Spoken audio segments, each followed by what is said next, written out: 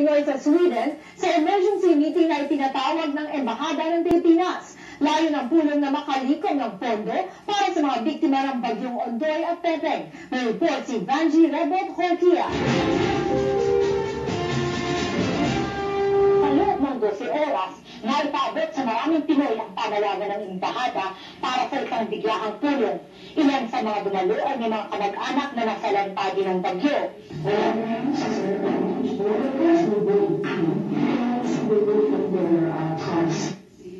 Napagkasunduan sa emergency meeting na magkaroon ng fundraising campaign sa buong Oktubre.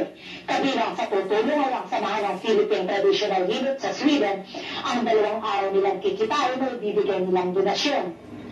Isa sa tutulungan ay si Ami na taga Marikina na nag-iits dito at 5 taon ang hindi nakakauwi ng Pilipinas. Sabi ko na, rescue, kailangan rescue yung mga anak ko doon. Kunin na ang mga anak ko. Nandun daw sila sa bubong. Yung mga isang nanay, di ba?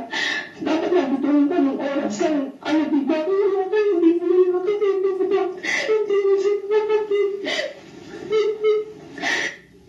Ang artist na si Cecil Tan ay nangako maglulunsad ng kanyang painting exhibit at ang pundong kikitain ay ibabahagi sa mga sinalanta ng kalamidad. I really have. Because I realized from the lives that he is taking one of those people trying to give the approval. Ang Asia Parcel naman na pag-aari ng isang Pinay ay namigay ng door-to-door boxes sa mga may kamag-anak na nasalanta ng bagyo at ito ay may papadala ng libre sa Pilipinas. Nagamit din siya ng charge-free remittances sa sino na magpapadala ng pera sa kanilang mga kamag-anak sa Pilipinas. Nakatakda rin ang fundraising sa gaganaping concert nila Ethel Buda at Chocolate dito sa October 23. Para sa Balitang Europe, Vanji Rebot Horquilla, Stockholm, Sweden.